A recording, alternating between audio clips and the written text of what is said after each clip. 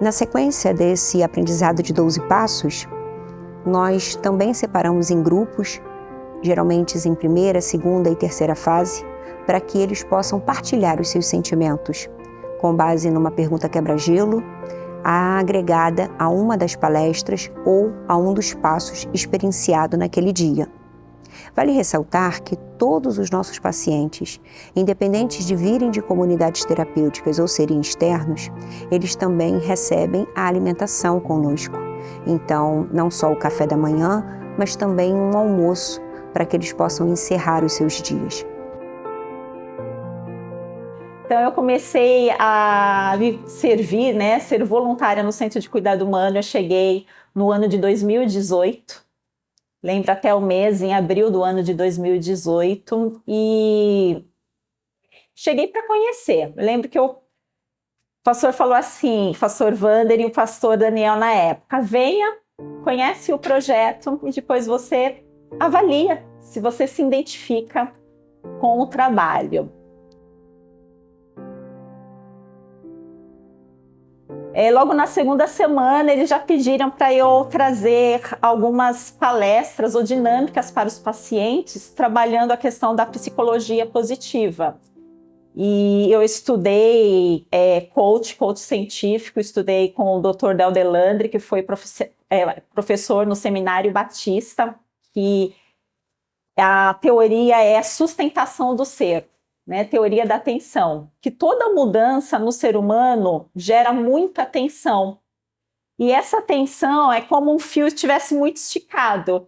Se não tiver um suporte sustentando ele não consegue fazer essa mudança. E eu fiquei com isso na minha mente. Toda mudança gera muita tensão. E os pacientes que vêm tratar da dependência química, eles passam por esse procedimento.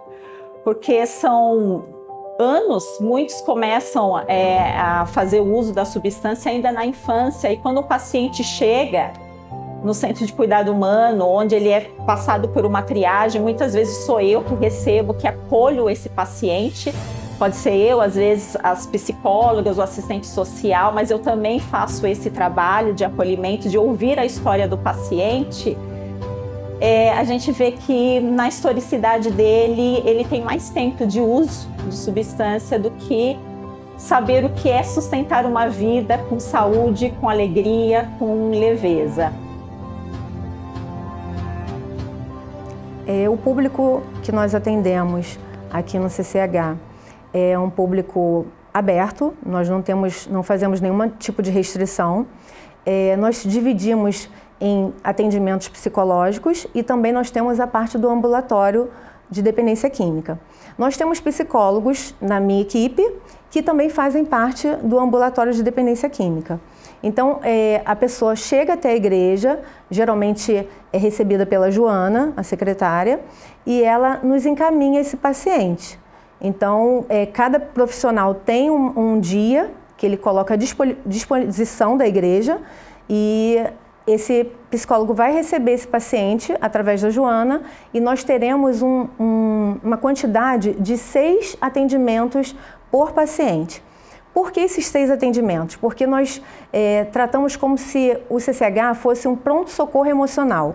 Nós não temos como dar uma continuidade de atendimento terapêutico, porque teria início, mas não teria fim.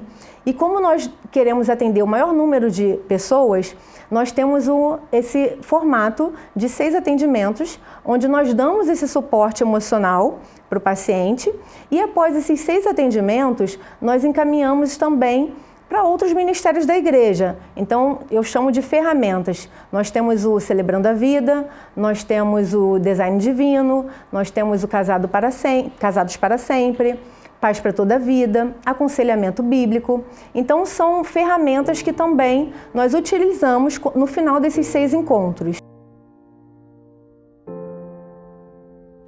Eu digo que estar lá servindo, preparando o conteúdo, o material, para eles ressignificarem a vida deles, é uma oportunidade de eu olhar para a minha vida todos os dias e ressignificar a minha vida também. Porque muitos conteúdos que a gente trabalha para esse desenvolvimento, da saúde dele, são conteúdos que a gente necessita e precisa no dia a dia, porque a gente trabalha o ser humano de forma integral, então espiritual, emocional e físico. E durante esses 4 anos eu também me interessei em estudar teologia, porque nós aplicamos a espiritualidade, o qual a Organização Mundial da Saúde afirma que a espiritualidade é uma das principais ferramentas no tratamento do ser humano.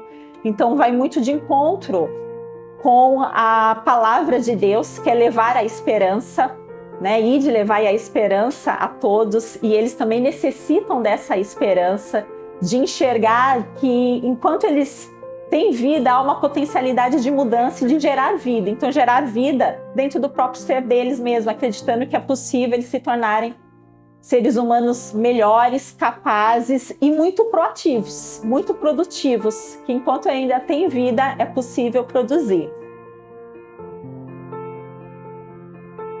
Nós temos hoje, credenciado conosco, 13 comunidades terapêuticas que enviam pacientes para que sejam cuidados aqui na Igreja do Recreio e para que a gente possa somar esforços nesse tratamento. Esses vêm para cá no horário junto com todos, saem daqui e voltam para a internação e são sempre acompanhados de um responsável para que eles não andem sozinhos. Qual a diferença disso? A diferença é que muitos desses já não têm mais o apoio da família, já não tem mais alguém da família que queira acreditar que é possível. E para que eles não fiquem em situação de rua ou que eles passem por um constrangimento de não terem quem os acompanhe, é melhor que eles se internem.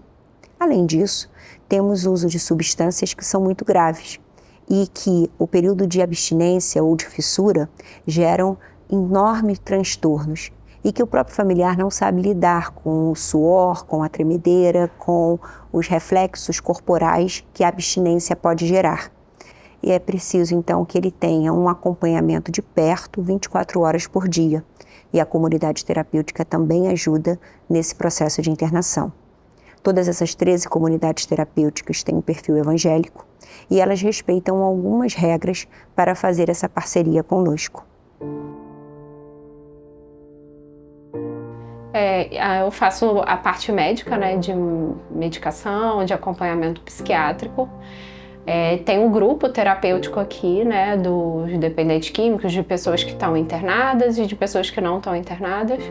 E aí, às vezes, eles mesmos pedem ajuda aos psicólogos, aos terapeutas, havendo a necessidade. Às vezes, alguns não dormem bem, às vezes, uns estão com abstinência, estão deprimidos, estão ansiosos. Muitos são essas queixas dos pacientes. E eles pedem ajuda aos terapeutas ou nas próprias internações.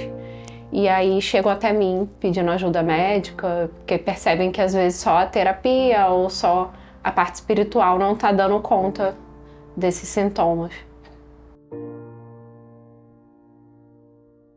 E eu acredito que o tratamento psiquiátrico em geral, principalmente o dependente químico, ele é multidisciplinar. Então é importante muitas vezes a medicação, em muitos casos, principalmente se for uma dependência química grave, tem situações de rua, de uso de drogas de forma abusiva, que a gente fala, e de múltiplas drogas, então muitas vezes é necessário a medicação. O acompanhamento psicológico e também em grupo, porque eles precisam dessa ajuda, né, em grupo, tanto individual para falar dos seus problemas e para um dar apoio ao outro, porque eles passam por coisas muito parecidas. E também acompanhamento espiritual, né? Então, por isso também que eu estou aqui hoje servindo na igreja, porque às vezes eu sirvo em outros locais que eu não posso falar abertamente sobre a minha religião, sobre Deus. E aqui a gente pode falar abertamente, e eu acredito no acompanhamento corpo, mente e espírito, né? Então aqui tem esse acompanhamento completo.